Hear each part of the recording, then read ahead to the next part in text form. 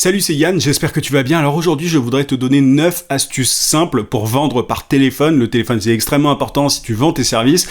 Du coup, t'as intérêt à connaître ces 9 astuces. Elles vont grandement te faciliter le travail. Juste avant de rentrer dans les détails, si tu es coach, consultant, formateur, freelance, bref, à partir du moment où tu vends tes services à des entreprises de manière générale, j'ai quelque chose qui peut t'intéresser. J'ai une formation gratuite continue. Tu as le lien d'inscription en description. Tu peux aussi cliquer sur le i sur YouTube et en t'inscrivant, tu vas recevoir chaque matin à 9h un email dans lequel je partage avec toi un conseil, une astuce, une méthode pour trouver plus de clients et ou pour facturer tes services à prix d'or. Donc ce sont des conseils que je partage nulle part ailleurs. C'est pour les personnes les plus motivées qui veulent développer leur activité. Si c'est ton cas, tu as le lien en description, comme je te le disais. Alors, ceci étant dit, quelles sont ces 9 astuces pour vendre par téléphone? La première, c'est que par téléphone, il faut se concentrer principalement sur la découverte des problèmes du client plutôt que sur la vente. Là, c'est vraiment une question d'état d'esprit. C'est une astuce mindset, comme on dit. C'est-à-dire que il faut pas que tu sois obsédé par la finalité.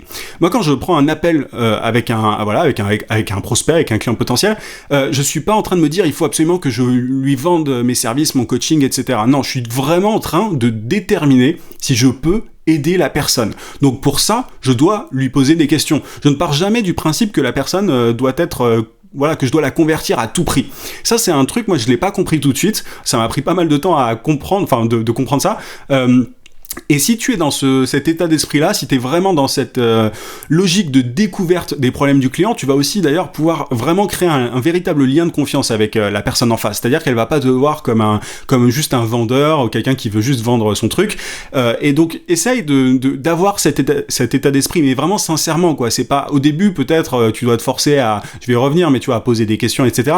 Mais il faut que ça devienne naturel. Quand tu as quelqu'un au téléphone, peu importe que ça soit une grosse boîte qui peut te payer super cher, etc., peu importe, il faut que tu sois dans cette logique de découverte. Il faut que tu te dises, bon, ok, j'ai un appel avec telle personne, est-ce que je peux l'aider? Je vais lui poser des questions, je vais voir avec elle si je peux vraiment l'aider, et pas forcément lui vendre mes trucs. Enfin, ne pense pas à la finalité avant même d'avoir commencé, c'est extrêmement important. C'est une toute petite astuce, mais qui peut faire une grosse différence parce que ça a un impact sur la manière dont tu te comportes pendant l'appel, etc. Donc vraiment, rappelle-toi de ça. Deuxième astuce, démontre la pertinence de ton appel avec des chiffres au début ou avec des données.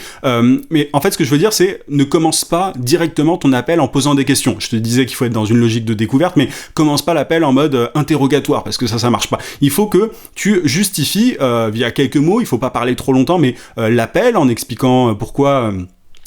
quel est un peu le but de cet appel, justement, du fait que tu as envie de savoir si tu peux aider la personne, et donne quelques données par rapport aux clients avec qui tu as travaillé par le passé, sans te vanter. C'est assez fin, tu vois, comme limite, mais il s'agit vraiment de démontrer la pertinence de l'appel, en disant, voilà, moi je travaille avec des boîtes dans ce domaine-là, en général, ces boîtes-là font ceci, cela, je voudrais vous poser des questions par rapport... Tu vois, là, ce que je viens de faire, c'est juste quelques mots qui montrent que t'es confiant, tu sais, t'es confiant, confiante, tu sais ce dont tu parles, voilà, t'es à l'aise avec ça, et l'appel est logique. Je veux dire, il est tout à fait pertinent, et la personne a des choses à tirer de cet appel, la personne en face. Tu vois, il faut vraiment qu'elle se dise ça, pas qu'elle est sur le grill en train de se faire questionner ou en garde à vue. Tu vois, faut vraiment faire attention à ça. Donc, avant de commencer par toutes les questions que tu as à poser, parce qu'il y en a pas mal pour savoir si tu peux vraiment aider ton prospect, enfin la personne en face, il faut que tu fasses une petite introduction, que tu poses le truc, en fait, vraiment que tu poses les bases avant de rentrer dans les détails. Troisième astuce, fais parler tes prospects, ça va de soi, écoute-les. Très souvent, alors moi j'ai un peu cette tendance-là, tu vois, je vais avoir tendance à vouloir rebondir sur ce que dit la personne. Il faut vraiment que tu essayes d'écouter la personne au max. Plus la personne parle, c'est un peu bizarre, mais plus la personne parle, et il s'agit pas de la laisser parler, enfin c'est une écoute active qu'il faut avoir, pas juste, il s'agit pas de faire blablater la personne en face histoire d'eux, mais sache que plus la personne parle et se dévoile, entre guillemets, enfin plus elle montre finalement, tu vois, plus elle explique son business, plus elle explique son cas, etc., plus elle va avoir tendance à te faire confiance, parce que, tu vois, finalement, inconsciemment, on se dit, bon bah si je dis tout ça, c'est que la personne en face est de confiance, tu vois, pour réduire la dissonance cognitive, il y a un truc qui se joue au niveau du cerveau par rapport à ça, mais donc fais parler tes prospects un maximum, pose des questions, mais et sois à l'écoute, et comment est-ce que tu montres que tu es à l'écoute? Simplement via quelques mots, en disant, voilà, je comprends, c'est intéressant, mais ne sois pas en mode bullshit, là, dit comme ça peut faire un peu personne qui fait semblant de s'intéresser, mais intéresse-toi vraiment à la personne, ne parle pas, ne rebondis pas trop sur ce qu'elle dit, en tout cas quand c'est pas nécessaire. ne le fais pas, mais sois dans une écoute active et c'est comme ça que tu crées un lien de confiance, c'est comme ça que la personne se dit bon bah que t'es une personne de confiance, qu'elle va pouvoir aller à l'étape d'après. Mais il y a trop de commerciaux et d'entrepreneurs qui parlent un peu comme ce que je fais d'ailleurs dans cette vidéo, je suis tout seul donc je parle, tu vois, mais au téléphone c'est pas comme ça, c'est un échange et il faut que tu parles genre 20 à 30% du temps seulement, mais les 70% restants c'est vraiment ton prospect, la personne en face, ton client potentiel qui doit parler. Donc ça, fait très très attention à ça. Quatrième astuce, il faut que tu aies une liste de questions. Préparées, mais il faut pas les réciter pour autant. Tu vois, donc ça, tu vois un peu l'importance des questions, j'arrête pas de le répéter, mais il faut que tu aies une liste de questions un peu type que tu poses à la plupart de tes prospects, tu vois, pour comprendre si tu peux les aider, etc., pour comprendre leur situation, mais cette liste de questions, il faut pas que tu sois en mode robot, tu vois, comme je te le disais, en mode garde à vue, à les réciter, ok, bon bah la personne elle a répondu à la première question, passons à la deuxième, puis la troisième, puis la quatrième. Faut pas que ce soit une accumulation comme ça. Il faut que tu sois flexible par rapport à ton script. C'est bien d'avoir un script, une structure en fait à suivre quand tu parles aux gens, mais il faut que ça soit extrêmement naturel. Tu vois, moi j'aime bien avoir un script au début quand je vise un certain type de prospect, mais après j'aime bien être naturel, j'utilise plus vraiment de script, je connais ma structure et j'utilise plus vraiment de script. Mais du coup, il faut que tu connaisses tes questions types, mais que tu sois capable de poser, je sais pas, la question numéro 5 après la numéro 7. Enfin, tu vois, il faut que tu sois capable de jouer avec la conversation. C'est-à-dire que aucune conversation ne sera pareille. Peut-être qu'un prospect va aborder un sujet que tu voulais aborder un peu après. Donc, il faut que tu sois flexible par rapport à ça. Il faut pas que tu sois en panique, je veux dire, par rapport à cet ordre-là. Faut pas être rigide. C'est ça que je veux dire. Faut être un peu flexible et être capable, voilà, de naviguer dans ta liste de questions sans problème. Donc ça c'est vraiment important, mais en tout cas il faut que tu aies des questions et c'est pas grave et ne les lis pas, tu vois, il faut pas que la personne en face se dise ah bah tiens il lit ces questions parce que sinon ça fait juste robotique et on n'a pas l'impression de parler avec un être humain. Cinquième, si je me trompe pas, creuse tu vois, les différents sujets, ce que te dit la personne, demande des précisions. Essaye de toujours demander, voilà, si la personne dit voilà on a eu un problème à ce niveau-là, demande pourquoi, quel a été le problème en question, qu'est-ce qui a provoqué ce problème. Essaye toujours d'aller plus loin. Souvent tes prospects ils vont aller à une certaine ils vont te donner une certaine couche entre guillemets, tu vois, il faut que tu ailles à la couche supérieure, enfin à la couche vraiment plus profonde pour comprendre la douleur profonde de tes prospects pour pouvoir ensuite vendre tes services, enfin vendre ta solution à ces problèmes. Mais il faut vraiment que tu comprennes les problèmes et ça tu peux le faire vraiment que si tu creuses les sujets, si tu te demandes des précisions régulièrement. Ne t'arrête pas à la surface, vraiment il y a énormément, tu vas le voir très vite, mais il y a énormément de prospects qui s'arrêtent vraiment très vite, qui s'arrêtent à la première étape, alors qu'il y a, tu vois, si tu creuses, tu vas voir que le problème il est beaucoup plus profond et c'est finalement un peu du coaching, un appel commercial téléphonique comme ça, enfin c'est dans le sens où tu fais prendre conscience de certains éléments grâce à tes questions et en creusant toujours plus les sujets. Souvent les prospects, voilà, ils se rendent pas compte de certaines choses et c'est en posant des questions que ils vont avoir un espèce de tu vois, ça va être eureka dans leur cerveau, tu vois, ils vont se dire ah ouais mais en fait c'est ça le problème. Enfin il faut qu'ils prennent conscience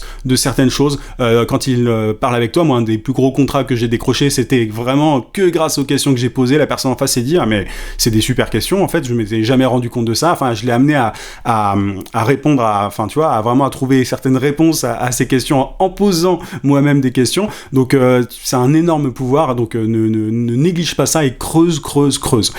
Sixième astuce, si je me trompe pas, ouais c'est ça, prépare toujours la prochaine étape. C'est-à-dire que il faut que tu fixes un autre rendez-vous à la fin de ton appel si la personne te dit bon bah au revoir, je reviens vers vous, il faut toujours que tu fixes une date précise parce que souvent sinon tu vas plus jamais entendre parler de la personne ou alors tu vas lui courir après. Il faut que toujours que tu sois obsédé par la prochaine étape. Faut que ça soit naturel, faut pas que t'aies l'air relou évidemment, mais en tout cas il faut toujours anticiper la prochaine étape. Il faut que tu saches même avant l'appel, peu importe que voilà, faut pas te dire que tu vas vendre à tout prix tes services à la personne en question, soit dans une logique de découverte, mais en tout cas avant même l'appel, sache quelle serait la prochaine étape si le prospect est un bon prospect pour toi. C'est extrêmement important. Septième astuce, disqualifie dès que possible les prospects que tu ne peux pas aider. C'est-à-dire que dès que tu détectes que telle personne ne rentre pas vraiment dans ton cœur de cible, que la problématique est là, tu peux pas l'aider, enfin économise du temps de ton côté et fais gagner du temps aussi à ton prospect et dis-lui simplement bon bah en fait je pourrais pas vous aider, enfin sois honnête par rapport à ça. Moi ça m'est arrivé plein de fois, la personne me raconte sa situation, son cas et je peux pas l'aider, donc je lui dis tout simplement, mais du coup la personne elle te sera reconnaissante de pas lui avoir fait perdre du temps, donc disqualifie dès que possible. Limite vraiment, tu vois, ton appel, ton objectif ça doit être de disqualifier au plus vite la personne si tu ne peux pas l'aider. Donc tu es dans une logique de découverte et tu te disqualifies si possible et tu continues la conversation si tu t'aperçois qu'il y a une problématique que tu peux régler chez le prospect en face. 8e astuce, garde les problèmes de tes prospects en tête quand tu présentes la solution. C'est-à-dire que souvent quand on présente notre solution en tant qu'expert, en tant qu'entrepreneur, on va essayer de dérouler tous les bénéfices, tout ce que peut apporter notre solution, mais sans forcément faire écho à ce qu'a dit le prospect dans la conversation auparavant. Quand tu présentes ta solution, il faut que chacun des bénéfices réponde à une problématique, à une objection limite de ton prospect, qui t'a donné auparavant dans la conversation. Donc par exemple, si t'as dit j'ai tel problème A, tel problème B, tel problème C, quand tu présentes ta solution, ton service, il faut que tu dises moi je propose ça, je peux vous aider à, et ensuite bénéfice A, et tu précises, tu montres que tu as bien entendu son problème A, tu lui dis mon bénéfice A, il peut régler votre problème A, mon service permet aussi de bénéfice B, et là tu énonce, tu le dis de vive voix que ton bénéfice B, je vais y arriver, peut régler le problème B de la personne. Donc en fait, tu vois, il faut juste que ça réponde aux problèmes qui ont été annoncés, qui ont été donnés par ton prospect, parce que quand tu fais ça, la personne se dit tiens, c'est une solution qui m'est vraiment qui est parfaite pour moi, elle est parfaitement adaptée, c'est presque du personnalisé, donc et elle se dit que tu l'as écouté, que t'es pas juste en train de bullshiter, que t'es pas juste en train de blablater, de vendre ton truc comme un commercial agressif, comme un vendeur de tapis, tu vois. Donc c'est un énorme atout que tu as si tu fais ça. Donc note bien les problématiques garde-les vraiment en tête, les problématiques de tes prospects quand t'es au téléphone, limite si t'as de quoi noter, c'est pas limite, faut toujours noter quand t'es au téléphone avec quelqu'un ce que te dit, prendre des notes de ce que te dit la personne en face, et parce que tu vas pouvoir rebondir dessus en vendant ta solution, quand tu vas vendre ta solution à la fin, quand tu vas proposer, quand tu vas annoncer ta solution. 9e du coup astuce, accepte les objections et prends le temps d'y répondre. Il y aura des objections durant la conversation et si la personne te pose des questions, tu vois, à ce moment-là, durant la conversation, si la personne te dit moi j'ai tel souci, mais est-ce que vous pouvez m'aider à faire ceci, cela, il faut pas esquiver, tu vois. Il y a plein d'entrepreneurs, d'experts, de commerciaux aussi qui essayent d'esquiver et qui essayent de faire parler, tu vois, qui vont détourner la conversation pour refaire parler le prospect. Je trouve que c'est une très mauvaise stratégie, c'est pas du tout une stratégie d'ailleurs. Il vaut mieux accepter les objections et les lever dès que possible, comme ça ce sera pas un problème pour la suite de la conversation, tu vois. Tu vas pouvoir continuer simplement la structure de ton appel classique, de façon normale, mais essaye vraiment d'enlever les bâtons que ton prospect te met dans les roues de façon un petit peu inconsciente. Donc accepte qu'il y ait des objections, c'est pas un problème, et il vaut mieux vraiment les traiter dès le début, prends le temps d'y répondre et n'esquive pas. Voilà un petit peu les 9 astuces dont je voulais te parler, que je voulais te donner en vente par téléphone, parce que c'est vraiment une étape extrêmement importante. Quand tu vas prospecter sur LinkedIn ou par email ou peu importe, tu vas toujours au bout d'un moment proposer un appel, et du coup tu vois, il faut que tu aies ces 9 conseils, ces 9 astuces en tête, et tu auras beaucoup plus de conversions qu'à l'heure actuelle. J'espère que ça t'a plu. N'oublie pas que tu as la formation gratuite continue en description si tu veux développer ton activité. N'hésite pas non plus à mettre un gros pouce à cette vidéo si elle t'a été utile, et abonne-toi à la chaîne si c'est pas déjà fait. Je fais des vidéos très souvent sur le marketing digital, sur la prospection commerciale, etc. Donc ça peut être particulièrement utile si t'es indépendant. Je te souhaite plein de succès et je te dis à très vite. À plus.